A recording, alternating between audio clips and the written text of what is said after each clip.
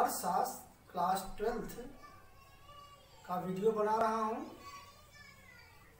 पिछले वीडियो में आप लोगों ने मांग के बारे में देखा था, जाना था। आज हम आप लोगों को मांग के नियम के बारे में बताएंगे। मांग का नियम, इसको अंग्रेजी में लॉ ऑफ डिमांड कहते हैं। मांग का नियम जो है, मूल्य और मांग के बीच में जो संबंध होता है उसी को बताता है। एक तरह से हम कर सकते हैं, मांग और कीमत के बीच के संबंध को ही मांग का नियम कहा जाता है। मांग का नियम यह बतलाता है कि किसी वस्तु की कीमत के बढ़ने और घटने पर उस वस्तु की मानी जाने वाली मात्रा पर क्या प्रभाव पड़ता है। इसको बताते हुए मार्शल ने कहा है, परिभाषा दिया है कि यदि किसी वस्तु की कीमत कम होती है तो उसकी मांग बढ़ जाती है, और यदि वस्तु की कीमत बढ़ती है तो मांग घट जाती है। इस तरह हम कह सकते हैं संक्षेप में कि कीमत के कम होने पर मांग ज्यादा और कीमत के ज्यादा होने पर मांग कम होती है। अर्थात कीमत और मांग में विपरीत संबंध होता है। यही मांग का नियम है।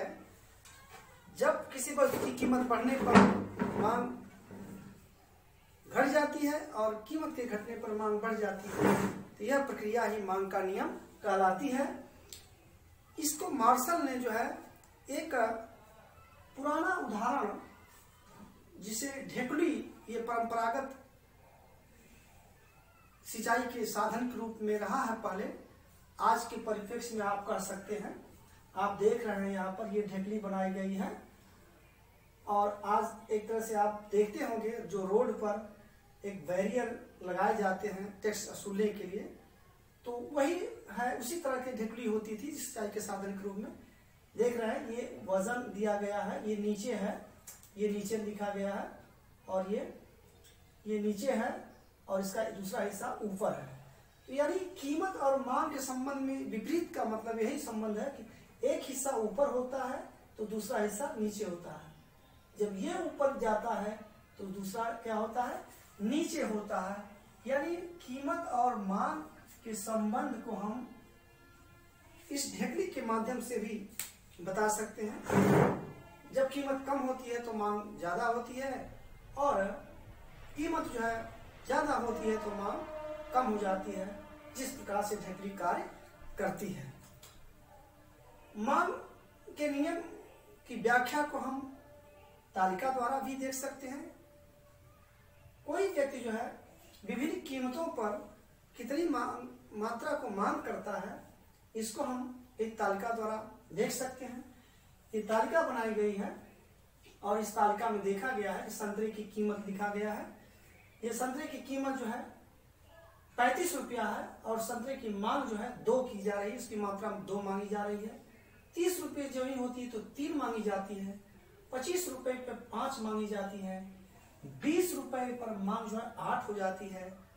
15 रुपये पर ये 12 हो जाती है, और 10 रुपये पर 16 हो जाती है।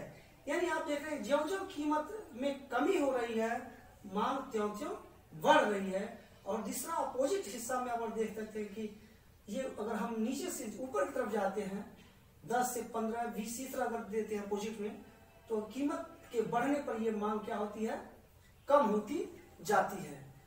तो इस तरह कीमत और मांग में जो है विपरीत संबंध होता है। इसको हम एक चित्र द्वारा भी ये देख सकते हैं। चित्र जो है आपका ये बनाया गया है। ये OX बिंदु है, यहाँ पर मांग ये दिखाया गया है OX पर, और OI पर जो है कीमत को दिखाया गया है। अब तालिका के आधार पर देखिए कि जो कीमत जो है ये 30, ये 10, 15, 20, 25, 30, 35 है। आप ये 5 यहाँ 0 से करने तो 5 है, 10 है, 15, 20, 25, 30, 35, 40 भी कर सकते हैं, कोई प्रॉब्लम नहीं है। मांग जो है आप लिख सकते हैं 1, 2, 3, 4, 5, 6, 7, 8, और इसके आधार पर आप जितनी आवश्यकता है इसमें आप देखेंगे तालिका के आधार पर। तो अगर आप देखते हैं कि 35 रुपए कीमत पर जो है मांग जो की जा रही है संतरे की, ये संतरे की मांग है, संतरे की मांग की गई है। आप देखेंगे 35 रुपए पे 2, ये 35 है यहाँ पर, और यहाँ संतरे जो है ये 2 किया गया है। 30 जब होता है, ये 30 है तो मांग जो है ये 3 कर दिया जा रहा है। 25 पर जो है ये मांग जो है 5 किया गया है, और 20 पर मांग जो है 8 किया गया है। 15 रुपए कीमत होती तो 12 मांग कर दिया गया है। 10 हो गई है तो 16 बढ़ा दिया गया। इस तरह आप देखते हैं कीमत में जो जो कमी हो रही है मांग उस तरह से वो बढ़ती जा रही है। तो कीमत और मांग के बीच में जो रेखा बनती है, इस रेखा को मांग वक्र कहते हैं, इसको मांग रेखा भी कहते हैं। ये रेखा हमेशा बाएं से दाएं नीचे गिरती है। प्रश्न आता है कि क्या कारण है कि मांग वक्र जो है बाएं से दाएं गिरती है। तो इसका यही रीजन होता है कि कीमत के कमी होने पर मांग ज्यादा और कीमत के बढ़ने पर मांग कम होती है। इसी कारण से मांग रेखा बाएं से दाएं नीचे गिरती है। अब मांग के नियम की मान्यताएं क्या होती हैं? इसकी कुछ मान्यताएं हैं। इसकी सबसे पहली मान्यता है कि मांग में जो है आय स्थिर होना चाहिए। किसी भी व्यक्ति की आय जो है स्थिर होनी चाहिए, कांस्टेंट होनी चाहिए। अगर आय कांस्टेंट है, स्थिर है, तो मांग का नियम बिल्कुल 100% लागू होता है। कीमत कम होने पर मांग ज्यादा और कीमत के बढ़ने पर मांग कम होती है। दूसरा, स्थानापन्न वस्तु की कीमत नहीं बदलना चाहिए। स्थानापन्न वस्तु जो है बार बार बताई जा रही है आपको कि वह वस्तु जो किसी दूसरे के स्थान पर कार्य करती है या उसके जगह पर यूज की जाती है, उसी को स्थानापन्न वस्तु कहते हैं। तो ऐसी वस्तुओं की मांग कीमत जो है किसी तरह के परिवर्तन नहीं होना चाहिए। ये जो मांग के नियम की मान्यताएं हैं। और दूसरी चीज है कि मान्यताएं ये भी बताई गई है कि किसी भी वस्तु की कीमत जो है भविष्य में बढ़ने की संभावना नहीं होनी चाहिए। यानी उपभोक्ताओं को ये न लगे कि वस्तु की कीमत भविष्य में बढ़ने वाली है या वस्तु मिलने वाली नहीं है, इस तरह की भी स्थिति नहीं होनी चाहिए। तो ऐसी दिशा में जो है मांग का नियम लागू होता है। अब मांग का नियम लागू होने के कारण क्या है, क्यों मांग का नियम लागू होता है? आपने पिछले चैप्टर में पढ़ाया गया है। ह्रासमान तुष्टिगुण ह्रासमान नियम के कारण होता है। आपको बताया गया है कि जो जो हम किसी वस्तु का अत्यधिक मात्रा में जब उपभोग करते हैं तो मिलने वाली उपयोगिता क्रमशः कम होती जाती है। तो ये ह्रासमान नियम के कारण भी मांग का नियम लागू होता है। प्रतिस्थापन प्रभाव है। प्रतिस्थापन का मतलब जब हम किसी एक वस्तु को लेते हैं उसके जगह पर दूसरी वस्तु का एक विकल्प के तौर में कितना लेते हैं, उसके बराबर लेते हैं।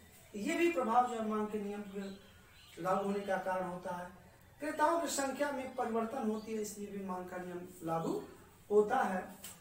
अब जो है मांग के नियम के अपवाद का मतलब होता है कुछ ऐसी परिस्थितियां हैं जिसमें मांग का नियम लागू नहीं होता है, उसी को हम मांग के नियम के अपवाद कहते हैं। जैसे मांग का नियम हमें बताता है कि जब किसी वस्तु की कीमत में कमी होती है तो मांग बढ़ती है। कीमत में कमी होने पर मांग बढ़ती है और कीमत के बढ़ने पर मांग घटती है। जैसे आप देख सकते हैं ये कीमत जो है यहाँ पर 35 है तो मांग यहाँ पर ये 2 दिया गया है। अब मान लीजिए कीमत यहाँ पर ये 10 हो गया है तो ये मांग 16 हो गया है। तो आपको स्पष्ट है कीमत ज्यादा होने पर मांग कम और कीमत कम होने पर मांग ज्यादा। तो ये कीमत और मांग का संबंध, इसके आधार पर मांग रेखा ये बनाया गया है। तो अपवाद में क्या होता है, ये मांग का नियम लागू नहीं होता है, यानी ठीक उल्टा होता है। जब किसी वस्तु की कीमत में कमी होती है तो इसकी मांग भी कम हो जाती है। अगर किसी वस्तु की कीमत में वृद्धि होती है तो इसकी मांग भी बढ़ जाती है। यही स्थिति जो है मांग के नियम का अपवाद कहलाता है। अब जो है मांग के नियम के अपवाद में जो है कई बिंदु दिए गए हैं जिसमें आप देख सकते हैं, समझ सकते हैं कि कुछ ऐसी कंडीशन है जिसके आधार पर मांग का अपवाद हमें देखने को मिलते हैं। जैसे प्रतिष्ठा सूचक वस्तुओं के संदर्भ में, प्रतिष्ठा सूचक का मतलब होता है कि सम्मान की वस्तुओं में भी जो है मांग का नियम लागू नहीं होता है। चाहे वस्तु जितना हो महंगी हो, उसकी मांग में कमी नहीं होती है।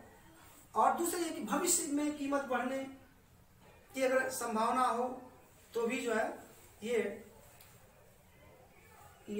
लोग अधिक कीमत पर भी वस्तुओं को क्रय करते हैं, इसका भी प्रभाव नहीं पड़ता है। और दूसरा ये उपभोक्ता की अज्ञानता, अगर व्यक्ति उपभोक्ता खरीदने वाला ज्ञान है तो कीमत कम हो या ज्यादा है उसको ये पता नहीं चल पाता, इसलिए कम कीमत पर कम ही खरीद लेता है या ज्यादा कीमत तो ज्यादा भी खरीद लेता है। तो ये भी एक तरह से अपवाद है। अनिवार्य वस्तुओं के संदर्भ में भी देखा गया है कि अनिवार्य वस्तुएं जैसे हमारे जीवन में जो जरूरी है, जिसके बिना हमारा जीवन चलता है, गेहूं है, चावल, रोटी, दाल, सब्जी, ये अनिवार्य वस्तुएं जिससे हम भोजन करते हैं। इन वस्तुओं में भी मांग का नियम जो है लागू विशेष करके नहीं होता है। कीमत कम हो या ज्यादा हो परंतु भोजन की आवश्यकता पड़ती है। सबसे मांग के नियम में अपवाद जो होता है गिफेन वस्तुएं होती है। ये गिफेन वस्तु होती है। गिफेन वस्तुओं का मतलब होता है घटिया किस्म की वस्तुएं, इंफीरियर गुड्स और सुपीरियर गुड्स, घटिया किस्म की वस्तुएं और उच्च क्वालिटी की वस्तुएं। तो घटिया किस्म की वस्तुओं को गिफेन वस्तुएं कहते हैं।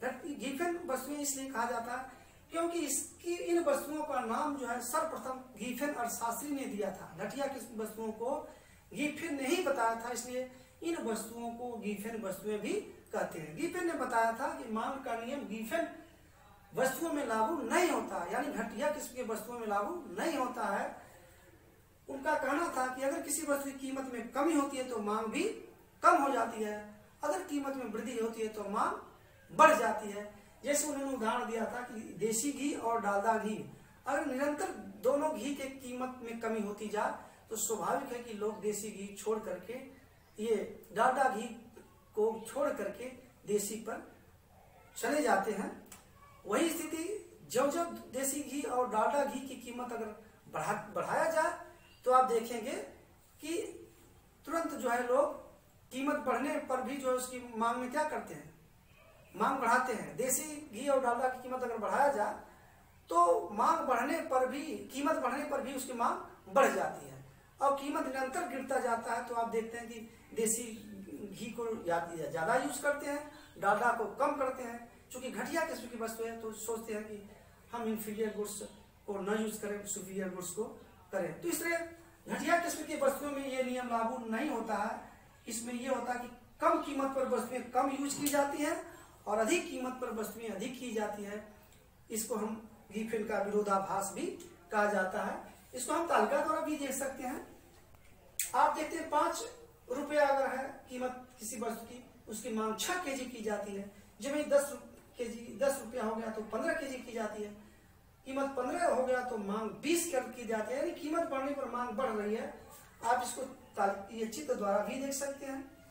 ये आप देखिए यहाँ पर 5 रुपये ये कीमत दी गई है। ये 5 रुपये कीमत पर जो है ये दिया गया है 6 केजी है। 10 पर ये जो है ये 10 पर 15 केजी है और ये 15 पर 20 केजी है। तो इस तरह से हम देखते हैं ये इसके आधार पर जब हम एक जो रेखा बनाते हैं, जो मांग रेखा बनती है, वो रेखा जो उल्टा बनती है। ये उल्टा मांग वक्र बनती है, यानी बाएं से दाएं नीचे नहीं जाती है बल्कि कहाँ जाती है, ये ऊपर जाती है।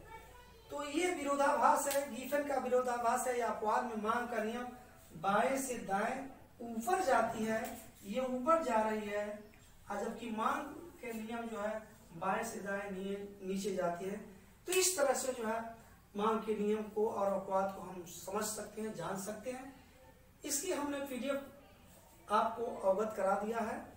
उस पर आप विस्तृत रूप से जो है नोट्स तैयार करके इसकी तालिका चित्र का बार बार जो है रिपीट करके जो आप अध्ययन कर सकते हैं और इस पर आधारित प्रश्नों को जो आप नोट करके आप लिख सकते हैं। मांग का परिभाषा क्या होती है, मांग का नियम क्या है, अपवाद क्या है, इस पर आप विस्तृत रूप से नोट्स बुक्स और प्रश्न जो है लिख सकते हैं। धन्यवाद।